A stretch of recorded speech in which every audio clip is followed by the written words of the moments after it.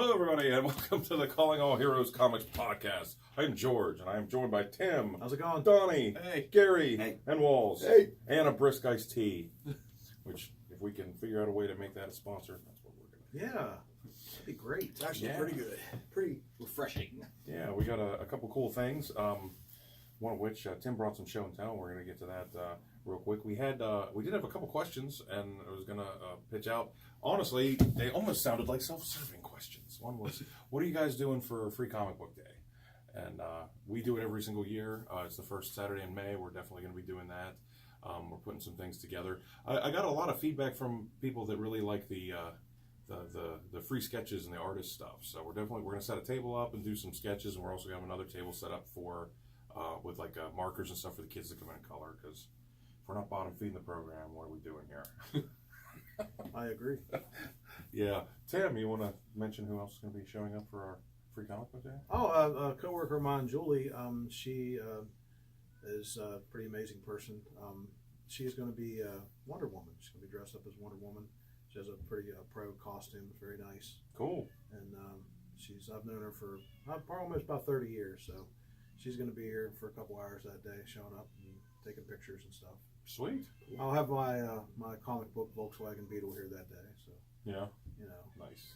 The cats are getting some cats serious are meowing stuff. with- Thumbs up approval action. The cats are going to be here. meowing with approval. Yeah, the cats will be here. I like how they were completely silent until You start talking about Yeah. Wonder Woman. That's and, it. And your magic And Volkswagen comic Beetle. You know, I have more than 15 different people that come in here and they don't buy anything. They just come to visit the cats. Or like the one lady will come in with her grandkids and they'll end up buying something or ruining something they have to buy. While she plays a cat, so you know. So that's the angle you're playing Yeah. to there, Yeah, Charlie. sometimes you got to do what you got to do as a small retailer. That's exposure. I mean, I'll give I like you a it. discount on that Destroyed Comics. Yeah. Yeah. it's like Tim Lee's quality. You know, Yeah. Tim Lee's condition. He actually pulls them and goes, I'll set this aside. Yeah. This has to do with the comic store. Just a little incident that happened here. I know you guys are looking for all the glamour that goes on behind the scenes. Trust me, it is. I have a good buddy of mine that keeps an eye on the shop for us on Thursdays. I don't want to name his name, Dylan.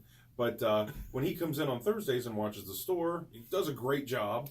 It just so happens that this past Thursday, he left the bathroom door shut and locked, and the cats were not in there. They were chilling out here, which, as long as the bathroom door is open, that's where the kitty litter is, that's okay.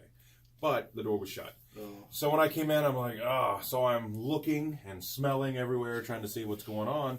And, you know, I couldn't find anything. So I went over and opened the door. Like, both cats ran in there and jumped on the litter box. I was like, all right, good job. They're like 11 and 13-year-old cats. And there was no messes. And I was like, all right, good job. I woke up to the counter, opened the register, and that's when I realized that my oldest cat took a dump in my coffee mug. And as mad and angry as I wanted to be, I was still kind of impressed by the dexterity that I had to take That's an acrobatic feat. for that to happen. Yeah. And Just so, the mechanics. yeah, Yeah. it was a favorite mug of mine because last week was the coffee mug week. I mean, so Oh, is that the one you brought? yeah, it was the one I brought, and so I was just like, they're like, oh, that just means they love you. Like, why is it every time a cat does a mean thing, it's somehow a sign of respect? Yes. Yeah. But That means they care. Okay. That's an all Nice. new meaning to the word "small turd Saturday." but I'm gonna. Wow, we're going to revisit that. Yeah, I'm gonna pull a Peter David and digress. Why don't you tell us? Why don't you tell us what you brought today? I didn't announce the show and tell thing, but I thought I'd bring something cool. You guys all know I'm a big Mad Magazine fan, so if you don't, you do now. Harvey Kurtzman was one of the original Mad guys from the 50s when they were comic books. But anyway, this is a compilation of his stuff. It's called The Jungle Book, and it was actually put out by Kitchen Sink and Dark Horse, and it's obviously hardback. But the thing about it, I found it on eBay. It's used, not kind of condition, but it's in very good shape. But it actually has a canceled check cut out and ingrained into the cover of his autograph. That's awesome. And there's only like 175 of them. I never knew that was a thing. I mean, I didn't know that. See, even yeah, that was Homer's perfect. loving it. That was perfect. Your face was perfect. I was trying to raise my eyebrows in excitement. Anyway, yeah, high quality production here, folks. Anyway, it's just really cool, and I just thought I'd bring it in and show you guys. It has a slip cover and everything. It's like over there behind you, but Yeah, it's super cool. That is it cool. It gets a definite seal of approval. yeah, he's one of my guys. Yeah, thanks, George. Yeah. I just thought it was neat. That is neat. That's packaged really nice. Yeah, It's just the way it's done. And Classy. obviously, the guy's passed away. You know, he's shuffled off this mortal coil, but he's no longer with us. And I could, you know, there's only so many signatures. Classic. There's only so many signatures out there, and Yeah. I guess that's one way to The get them. cancel check thing is really cool. Yeah, It really is. I like that. like I said, I didn't even know that was a thing. So Yeah. I write a lot of checks, so someday, folks, you could get your Tim Lease autograph. You Yeah. know, and you could put Scotch tape on it, put it inside a comic, just like mine. Scotch tape coming from that Spider-Man tape dispenser. Yeah, Yeah. exactly. Yes. Spider-Man Yes. tapes. Be bad news. The Lamaze Spider-Man. Oh. I'll tell you, I got home last night. I was looking on Amazon because I'll tell you what, there's a lot of documentaries and things that come out that don't necessarily make it to the mainstream. I mean, I'm sure you know. Yeah. And I was going through Amazon, and for $2.99, I rented. It was called Chris Claremont's X-Men, and it was about an hour and 15 minutes, and it was just interviews with creators. I mean, they had just a host of people, but there wasn't a lot of flash to it. It was them just sitting there talking about how that book almost got canceled and got from 75 to 90. He just or 78 to 90. He completely just turned it around. But I was thinking here soon, you guys Well, they should were just come over and reprint- watch it. It was awesome. They were reprinting books at that time. I mean, they were just reprints. Yeah. They were Right. going to cancel the whole. I mean, it was done until the new team came around, until Yeah. '94 came around. Yeah, but it was really in depth. A lot of times, I think when you see those documentaries, whether it's about a movie or comics, there's a lot of flash and splash, and I don't know. When you get down to the substance, you get about 15 minutes of information. But this was over an hour of just really digging into it. It was really cool. Really cool. What's going on with you guys this week? Anybody got anything they want to throw out there? I really enjoyed the new Captain America. I never thought I'd really say that, but Yeah, I did. Hulk thing. Hulk and thing, you can't go wrong.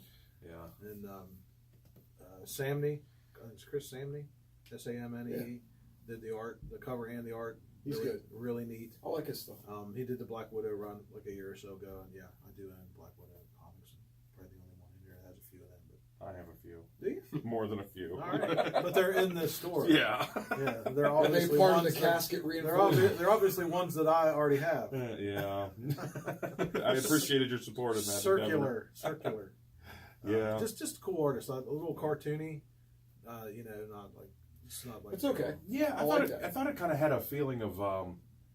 It kind of reminded me of Herculoids, like that art for some reason. little bit. Kind of a Hanna-Barbera flavor. Well, that's pretty cool, then.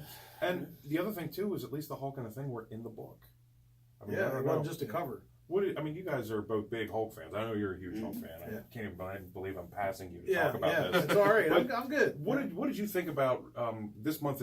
It's Venom. Every book has a Venom variant, but last month it was Hulk. Yep. Like, do you find that just they're throwing him on a cover of a book he's not even in? But is that to you? I know you're a completist. Is that something you need I or don't know no? why. I mean, no, I'm not a completist on that kind of thing. Yeah. If it's cool, I'll buy it. If not, then so be it. But yeah, I don't understand why they're doing it. For people like me, because I bought the Dale Ken Amazing Spider-Man Hulk cover. It was pretty cool. It was cool, It ends up being a pretty cool book, too, though. and it actually got me wanting these next couple issues too. Well, and which are getting really hard to get. Yeah, The Red hype. the Red Goblin. the hype, the Red Goblin. What's up? Well, and I've actually been reading along. Yeah. It's pretty interesting. Yeah. I wonder Because too. I follow Venom, You have that's you have a ton of people that are like the Venom movies coming up, or whatever the next thing in the canon is. It's like, okay, they did it with Hulk because Hulk's a big part, obviously, in Infinity Gauntlet, or Infinity War, I should say. And I think maybe it's just to try to grab the masses. It's like if you walk in and you just saw the movie, or you're gonna see it, and you don't know anything about comics, and you see the Hulk and the Thing fighting on the cover, and you buy it just to buy it. Like Venom's on every cover. Yeah. Oh wow, I can get it. And I can get the character I'm looking for. But then you open the book and he's not in it, and I don't know. The Venomized thing made sense to me because of the whole symbiotic relationship thing. It made sense that you could Venomize stuff. I mean which I mean, whether I didn't buy a lot of them, I bought the ones that the books that were interesting, like Venom. When it was something. There was a real cool one where they Venomized Fin Fang Foom on the Monsters Unleashed. That was a really cool alternate cover. I really thought that was neat. I got that. But I didn't follow it all over the place. But I understood it. I think it was sort of cool. It made sense. That type of character made sense to be. Hawkeye's, I'm not quite so sure. But I mean, I guess I see the angle on it. But, But there's definitely an angle, and usually it has something to do with the short-sighted Marvel. dollars. Yeah.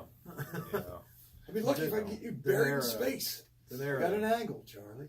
cabbage, dinero, simoleons, Dweebs. beans, I don't know. flow. All right. I had mentioned this before, but just as a recommendation, this autobiography by Bob Kane, I don't recommend it at all because I went through it and there's a whole bunch in there that's just a bunch of lies. Yeah. I mean, a All bunch right. of it. And it kind of aggravated me just when I was reading it. The documentary I had mentioned before, it was called Batman and Bill. Bill Yeah, Finger. yeah. And now his name has to be in everything. That's And great. it's a scathing indictment of Mhm. what a no offense to anybody, what a filthy liar Bob Kane was. And I mean I really believe that it's something. So I have this book here, and anybody wants to stop in and pick it up. If anybody wants to pick up It's on this book, sale I for- don't recommend. Stop on it. It's and on don't- sale for $3. Stop on it and don't read it. Yeah. But that's akin to impeaching a president, really, if you think about it. Oh yeah. Like discrediting Bob Kane because he's it's a legendary character in comic world. It's I would say to pretty. yeah. If you took a poll from most Americans, I would say they'd be more. That's a bigger deal than discrediting a president, no matter which one you pick. Well, you know what I mean. I mean, that's Yeah, no, I paramount agree. in the comic industry. It's like because he's considered like that would be like I mean, I know this is not going to happen. Somebody saying, Kirby didn't draw all those pages. He had some guy there sitting in the studio. He had a little chimpanzee in there drawing all this. You know what I mean? Yeah. Or you come to find out, he's cracking a whip. Like that would be like, well, Yeah, no, but it was interesting. We had one other question that I had gotten in, and that was asking us. That's part of why I sent the Fangoria there. I don't know. You guys don't talk about horror very much. From the 70s and 80s, what are some of your favorite horror flicks? I thought for some reason that we did talk a little bit about that at the Halloween one, but that was the other question. The I thought whole friggin' for me, the Carpenter era, all that stuff, man. yeah. Late 70s, Assault in the Theater, Halloween, the remake of The Thing. I mean, I think the remake of The Thing is phenomenal today. Yeah. And those standards. I mean, at that period of time, the effects, it was worked. It incredible. worked pretty well. I mean, considering they had no computer help, Yeah. zero. Well, and what's funny is the Laserdisc of that. John Carpenter's talking to Kurt Russell about that, and said Rob Bottin was the guy that did all those effects. Yeah. And John Carpenter was against almost all of it. He kept saying, "This isn't going to work. This is going to look stupid." He kept trying to cut it off, and he gets all the credit for that movie. But yeah. Well, he convinced them. He's like, "Yes, this is. Just trust me, it's going to work." Yeah. And visually, I think it works. Oh, I think it's Oh, probably this my guy's favorite doing one. that guy's doing chest compressions on that guy, and all of a sudden his stomach just goes. Yeah. That's like. Yeah. It's kind of hard to forget that. Oh, the head crawls away, and the head sprouts legs and crawls away. That's freaking awesome. It's kind of hard to forget that. That doesn't get any better. I got to meet John Carpenter at Cherry Hill, New Jersey at a horror con, and I said, I was just curious why your name's above every single movie that you had done throughout the 80s whenever there's other people at the time that would have been arguably as prolific, if not more. Why did your name get to be at the top? And he said, when Halloween came out, it was the biggest draw ever, and it was just part of the contract. They knew they were going to, they at least thought they would make more money if my name was on top of it. Absolutely, yeah. Like, that makes sense. And then Halloween 3 came. Yeah. I tucked that away in the back of my head. I sort of like it. I don't know why, but I sort of do. It doesn't really have any intrinsic value, but, I have an interesting take from Halloween 3, and that was that, I was born in 1977, so I think Halloween came out when I was 1. Halloween 2 came out when I was 2 or 3. Yep. The first Halloween movie I saw was Halloween 3. So I walked into it without any judgment or irritation that it wasn't about Michael Myers. I liked it then. And there was a guy that, in the beginning, that got burnt in a gas station. You sort of thought maybe could have been possibly the kid of Michael Myers. That was it. Yeah. Putting a mask on. Yeah, that was the only. What do you think, Gary? What do you got? I'm more of a Aliens and Predator and Terminator. Nice. Yeah, Oh, again, and I agree. Aliens came out that time. They saw that theater too. Well, and of course, you're talking when you talk The Thing, or are we talking horror? We're talking sci-fi. Yeah, sometimes Really? the line's kind of 'Cause blurred. That's what I'm talking that about. was a There are combo monsters, film. but That was a they're not combo sci-fi. film. So, yeah. I thought that was more of a horror. Yeah, when you go with Jason and Michael, and that's horror. But yeah, I like horror better than science fiction. the movies that I'm talking about are obviously science fiction. Well, and Ridley Scott said that Alien was a haunted house on the ship. Yeah. Movie. Basically, yeah. That was another great flick from that era. I mean, I think that stands up very well. What, Alien? Yeah. Aliens, too. Yeah. The second one is Yeah. pretty impressive. Yeah. And Terminator, man, I watched Terminator or Terminator 2 anytime. Yeah. The rest of them I'd like to put in that coffee mug. Stir it around there. Stir it around. Stir it around. Anybody see Terminator Genesis? The I most did. recent one? I saw it at the Did you get theaters. angry too? You know what? I watched the original Terminator the night before, and so when I went, I kind of appreciated the shot-for-shot kind of things. It was kind of neat. It kind of had a Back to the Future 2 flavor to it. Watching old Arnold fight young Arnold. Yeah. But after the first 10 minutes, I was like, this is not good. Yeah. Well, there again, you're talking about Marvel running things into the ground. Do we really need to go past one or two? Yeah. No, I You agree. know? Yeah. Well, do we need Where everything you're waiting for Arnold with a new catchphrase for this and that, and you're like, nah, Yeah. this is contrived. This is all forced. Yeah. Where the first time they tried something, it's like that's genius. So Yeah. let's try genius again, and it's not genius. Well, do you need another Death Wish? You know, they redid Death Wish Yeah. with Bruce Willis. Most of those things are for the. I haven't seen However, it. though, generation. Mad Max, the reboot, was a cool Yeah. film. Yeah. I think it got way more praise than what it deserved. I mean, it was cool. It was all right, but I think it. I can't remember if it won the Academy Award that year, but I know it was nominated, and I'm like, this is not that level. It's a movie, not a film. yeah. I watched. But it was good because I just don't like reboots all that often. Yeah. You know, I I'm went just to not a I went big to fan. the movies to see it Some. because I was a big Mad Max fan in the '80s, man. Yeah. I was yeah. like, it was pretty cool. This was actually the first Mad Max film I Apocalyptic. ever saw. Oh, really? Yeah, I've never seen any of the old ones. So it had the original director, right?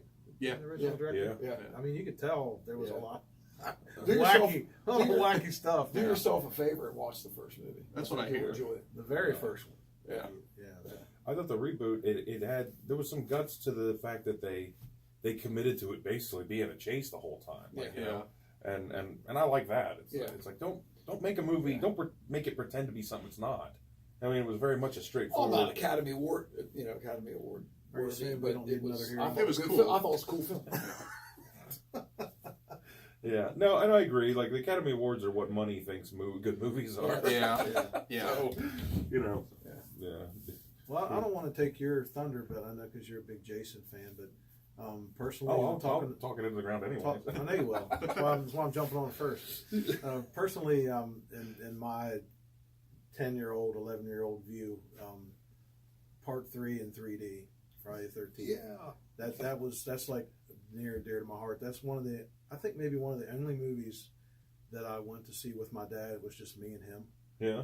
And I mean, man, look around, and you just remember looking around. You've seen everybody with them corny glasses on, and you're like looking back, and it's like, oh my, this is just classic. And I can see the one part where there's like an arrow or something, like it's like coming right at you, and my dad's like, "This is just great. This is a great memory." That's awesome. Yeah, I just remember going to see that with him, and Mom's like, I don't know if you should go see that or not. Dad's like, oh, I'll be fine. Dad's the one that's like dodging stuff. That's awesome. So that's just like my personal favorite from that time period. Yeah. I remember the very first horror movie I ever recall seeing. I was like 6 years old at the time. This was like early 90s. 6 years old. And around the 6 or 7, around the time, do you guys remember this movie? It was a family movie called Jack Frost. It had Michael Keaton where he he died and got resurrected as a snowman. Yes. Another movie came out at all, like pretty much the same. You know where I'm going. Another movie came out at the same time, like literally same year, maybe a couple months apart. Also called Jack Frost. That was a horror movie, and it was really bad and really messed up. Yeah. Basically the same plot. Serial killer dies and gets resurrected as a snowman. Yeah. I'm like 6 years old. It's like 2 o'clock in the morning. I sneak into the living room, and this is when the TV Guide channel was still a thing. I turn it on. It's like, this channel, Jack Frost. I thought it was the Michael Keaton movie. I'm There like, you go. okay. Go to that channel. Scarred for life. Yeah, pretty much. Yeah, I mean, instead of Michael Keaton, just being nice to his family and it being a heartwarming moment, you see a snowman remove his carrot nose to assault a woman. Yeah, in a bathtub, yeah. I was 6. That's the I'm glad I wasn't channel surfing. Yeah, That was one of the Razzies. That was a And Razzie. you know what? And you know what? I finally saw the Michael Keaton movie shortly after, and it was actually worse. That's great. You know, the first one I went to, you said that about going with your dad. I remember it was, I guess, 1980. It would have been 85, when right before the VHS video store boom happened. And Gremlins had come out the year before, and then they were bringing it back around, like around Christmas time. They were going to re-release it. And my dad went up and saw it, and then came home and got my brother and I and took us up to see it, like, right after that. And we went up and watched it. And I just remember, just thinking it was just the best thing ever. And when we got out of there, we're coming down by Charlie's Paddock, and I said, "Is that where they keep the Mogwais in Cumberland?" I was like 8 or 9. Probably not too far off. Yeah. I mean, They think kept something about it. there. Think about it. Right light. Well, here's a question: how bad does a movie have to be before it becomes very entertaining? Boom. That's a great question. You know, Plan 9, as you guys know, Ed Wood. Anything by Ed Wood is just so bad. The But Star you Wars watch of bad You watch movies. it, and it's a good 90 minutes of spending an afternoon. Yeah. Yeah. I think a lot of times that has That's to. near and dear to me, though. I don't, I don't care how bad it is, to be honest with you. I think it. But I'm saying, movies will go. I mean, you guys are movie guys. How far do you have to go before you're like? I think you're that. just talking about Jack Frost taking his. It's like that's pretty cool. Yeah. Yeah, because then, like, the woman's dead, and you just see from here up on the snowman, and he just goes. Yeah. I don't know, man. Have you Put seen, your back on there. have you seen Jaws? Reattach. Have you seen Jaws: The Revenge? Oh, dude! Come on, man. There was a time when I knew every word to Jaws: The Revenge. I mean, Richard Jenny does a whole bit on that. You know? Oh, Have really? you seen it? No, I've Oh, never it's seen great. that. Yeah, it's great. Well, I think though, when you talk about a movie so bad it's good, the first ingredient is that the people that are making it have to truly believe they're doing something special. Yeah. Like Sharknado, take that crap somewhere else. They're trying to make it bad. I need people Yeah. that were trying to fly to the moon on the wings of a butterfly and crashed and burned horribly. Joe Dirt. But everybody involved believed they were doing something special. Yeah. Plan 9 from Outer Space is a classic example. Well, he thought every movie he was doing was specially. I mean, Ed Wood, that was Yeah. he was the eternal optimist. You know? Yeah. However, on another, the Ed Wood movie though Oh, I love that movie. is phenomenal. Yeah. Yeah, I think maybe one of the aspects of a bad movie that we don't care for is boring. Mm-hmm. Yeah. That makes sense. Sure. Boring. There's just, it's not ridiculous. It's not funny. It's just It's there. you're like, wow, this is where does a movie at all? Does Yeah. that make sense? Yeah. yeah, and you're like, We I'm can- never we can going to get argue. these 2 hours back. Yeah, I'm sure we 2 could hours bring of my up, life are gone. yeah, we could bring up movies and stuff. I watch bits and pieces of Titanic and go, wow, I can't waste any more time on this. Yeah. I was kind of let down when the boat sank. Like, You thought this one time it wasn't going to go. Yeah, right. I mean, well, you come got on. a movie like Night of the Living Dead, the original ones. I think everybody would I was agree on the other is a night. I classic. watched it. Yeah, I Right. had to rewatch it for like the 80th time. The zombie that walks up initially in the graveyard that attacks him, Bill Heinzman. Barbara. Yeah, It's coming to get you, Bob. Well, Bill Heinzman made his own movie called Revenge of the Living Zombies. And some people say it's an homage, and some people say it's a complete, absolute ripoff of the script. Because it's, I don't know, they didn't have a big budget, and it's on videotape. But, man, I've seen that movie probably 30 times. And anybody, if you guys haven't seen it, it is absolutely worth watching. It's Cool. it's in my top 5, so bad it's good. I mean, oh, it's just... And they take every corner they can to make it in a budget, but yeah, it's classic, just classic. Has anybody ever seen Manos, The Hands of Fate? No, I've never even heard of that. Oh my god. That is probably the best, worst movie ever. Really? Yeah. That's a bold statement. Now. Yeah. I mean, the movie was basically made on a bet. To give you an idea of the Nice production, start. yeah, give you an idea of the production quality of this movie. The title is Manos, Hands of Fate. Manos means hands in Spanish, so the movie is literally titled Hands, The Hands of Fate. Sweet. It's the full movie's on YouTube. It's like maybe a little over an hour. It's I watched it recently with a friend, and we knew we were in for a good time when we were able to make fun of the opening credits. The opening credits comes up and it's the title, Manos, Hands of Fate. And like the word Manos is in different type font than the Hands of Fate. And what's great, what had me like crying was they were both like the opposite ends of the spectrum of Hanna-Barbera type font at the time. Because like Manos was all spooky like it was Scooby-Doo. And then Hands of Fate was like the banana splits, like you're going to have a good time.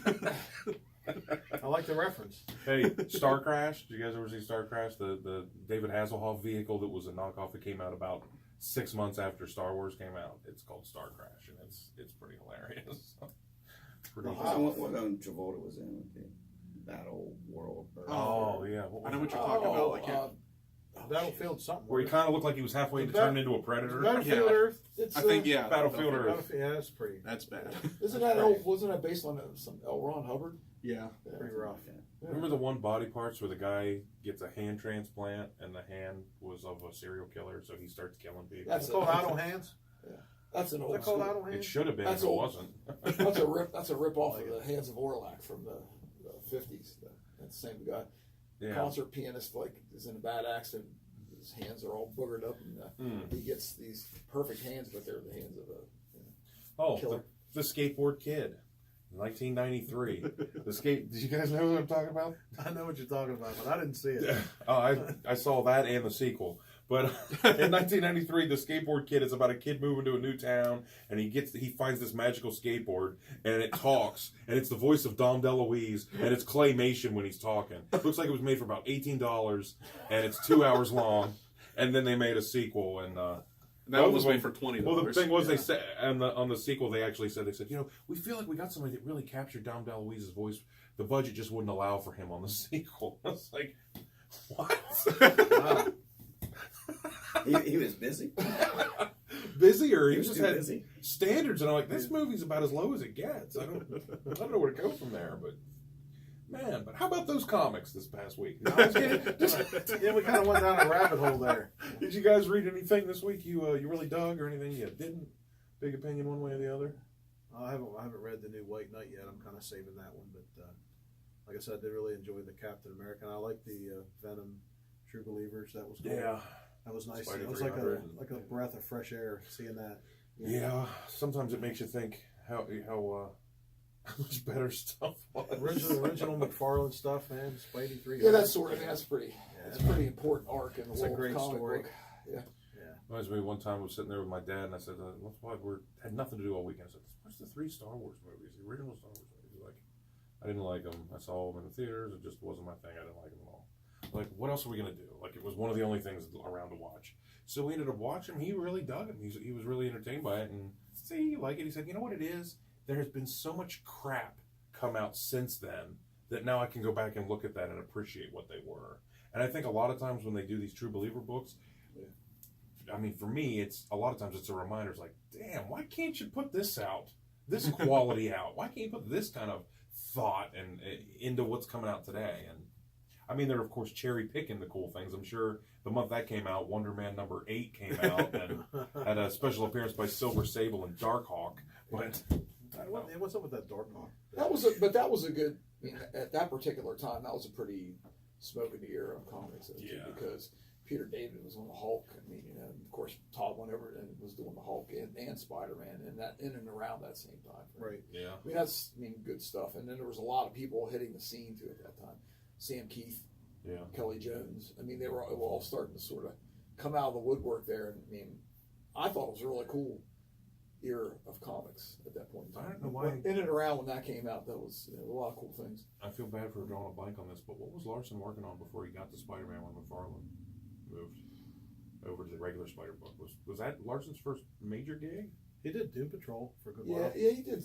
He did other things, but I think that was the first notch for him. Okay. Was when he was. For some reason, I was thinking he did some Hulk, but is that not the case? I don't think that. No, Larson didn't do any. I'm trying to think. Keown That's a good did question the Hulk. because I mean, that's a pretty when- big. Dale Keown went on. Yeah, to but do when he Hulk came else. on to Spider-Man, we already knew who he was. Yeah. And I don't read Doom Patrol. Yeah, like because Larson was kind of like a notch down from McFarlane, but he was still in the conversation as I remember that, Yeah. and I just thought, He was doing something. Man, I'm a big don't fan. think it was a big. I don't think it was. Well, a there's our big- homework for next week. Yeah, there you go. It was Larson doing before the you. thing is, if Spider-Man. you got McFarlane on that book, which at the time, probably along with X-Men, is one of the most popular books, maybe the most popular. So popular, they gave him his own Spider-Man title. Right. So it just seems like they would have had somebody on deck to go, and I thought Eric Larson did an awesome job. Maybe it was just because his stuff, it doesn't look the same, but in that time, it looked pretty close. There's a parallel between those Yeah, two. yeah. The continuity was. I mean, you know the difference between their two styles. Right. But if you really look at it, there is a Yeah, it thread was like there is a- McFarlane yeah, light. Maybe there that's is where a he got the thread. job. Well, And it lightened up even more with Bagley after that too. Even though I actually like all three of them on that run. I like how it just progressed. Yeah. But it went from sort of flamboyant to sort of Nolan. Yeah. Well, they all had the That's same what I love web too. design. I mean, it's Yeah, all sort that of web smoothed out. strand and the web Yeah. design drawing. Which Action. Larson even worked on that. I mean, he snapped on that a little That more. poster over there. Yeah. That's Larson stuff there. When Eric Larson was at the Baltimore Con a few years back, and I was talking to him, somebody came up with those blank variant covers and asked him to do Spider-Man, and he said, "I can't do Spider-Man." He said, "I can put the Hulk on there if you want," or he said, "But I need reference." He said, "I haven't drawn Spider-Man in 10 years." Wow. And he's like, I'm not confident in doing that. I was just like, man, I don't know. It just felt like a really bold statement to sit there and make when you did that run. Like, I would think. He wasn't on as long as you think, though. I mean, truthfully. But let's say he only did 10 issues. Yeah. That means he probably drew Spider-Man, I don't know, 1,000 times. Yeah, you know what I mean? Like in prep and then. Yeah, I gotta think. How He probably many did. I would say he did about 20 issues on that run. I think something like that. I'm just ballparking it. Yeah. But I mean, I think it would be fair to say that he's drawn Spider-Man 1,000 times in his life, probably more. You know, just physically drawing do it. 20 books, 30. You know, there's 500 pages of Spider-Man. Well, and prep and you know what I mean. So I don't know. I mean, not saying Spider-Man's on every panel, but come on. I mean, Close. he's in there. He's in there a good damn bit. Matter of fact, when they stopped putting him on there, it was called the Ben Reilly Spider Clone Saga, and that's when I quit buying the book. Yeah. Which is now, by the way, which is now like a thing. Like everybody thinks it's great. Yeah, Ben Reilly's awesome. Yeah. I mean, I want to be as respectful as possible. But Hey, how's that Fantastic Four book? The story arc in Spider-Man right now. The story arc in Spider-Man right now is getting very important with the Red Goblin and all that's going on. The lead up to it. And, every time that happens, I mean, those books always become valuable. Other books try to spark like that, you know. They're never real. But when it happens in Amazing or when it happens in Spider-Man world, it takes. Yeah, that's true. Yeah. I was at Atomic Comics in Hagerstown yesterday, and they were sold out of the last 3 issues of Amazing. Oh, absolutely. Yeah. Try getting one. Yeah. I thought I missed the one, 92, like on the first Maniac, you know, like, because I was in that Venom thing. I'm like, how did I not pick that up? Yeah. And I looked in the back of one of my books, and it was like, you know, I always double them up. Yeah. I went, bingo. There we are. I call that the Kramer method. That's who I learned it from. Back to back. That's where I got it from. Save space. He gets all the credit. Yeah, but I want to see both covers. So I used to put like 2 or 3 books in there. Then I would never see that. I would never see that book for decades. Yeah, front to back.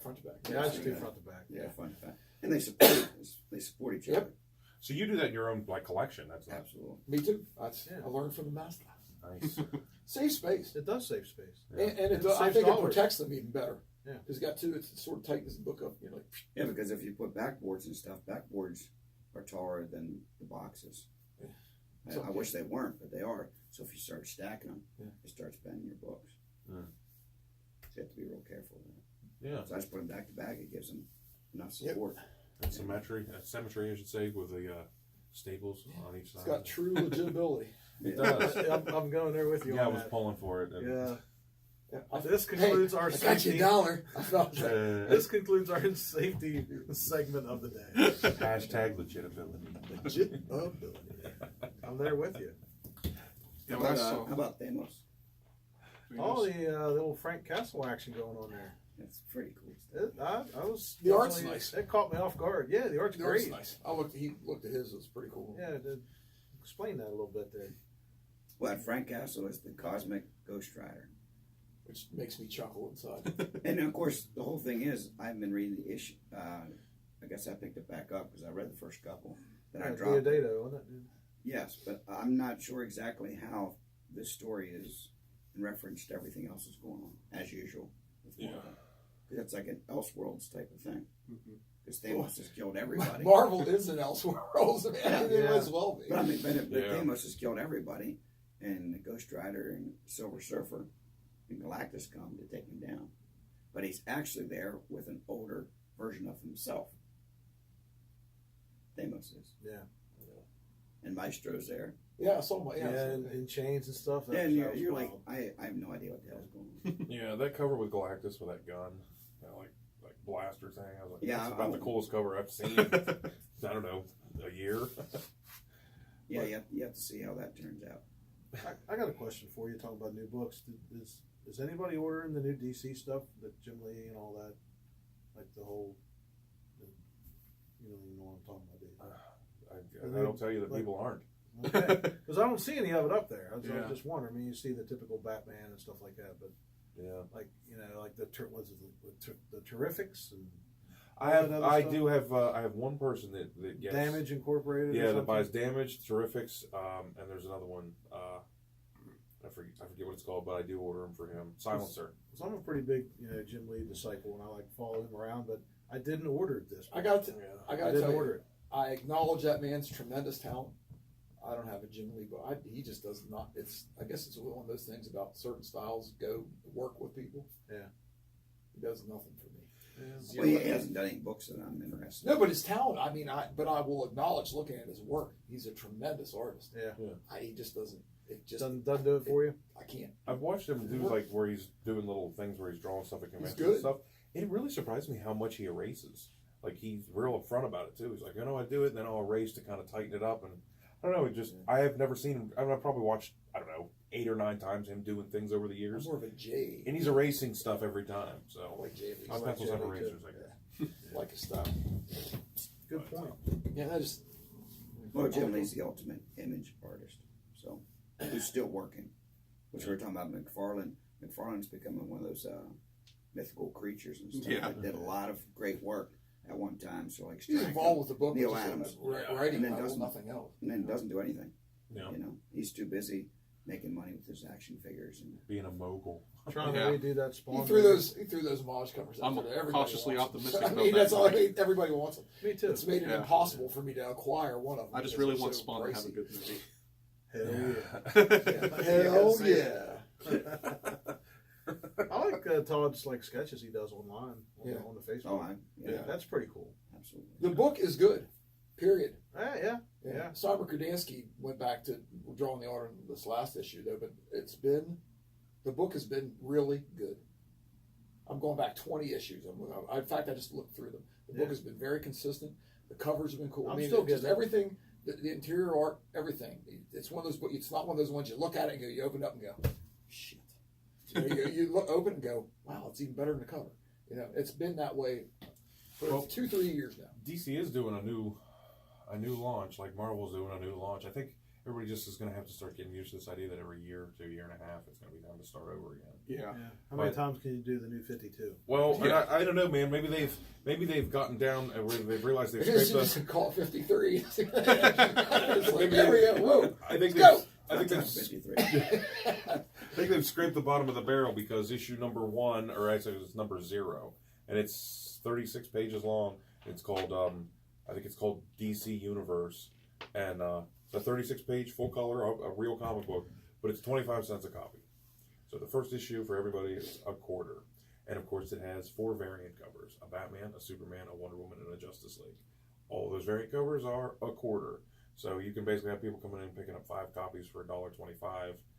And I mean that makes sense to me. It's like, oh well, even the most jaded person that's sick and tired of this Well, why is not? probably going to drop $1.25 to get all five of them. Yeah. For $1.25, The sir. street charges $1.25.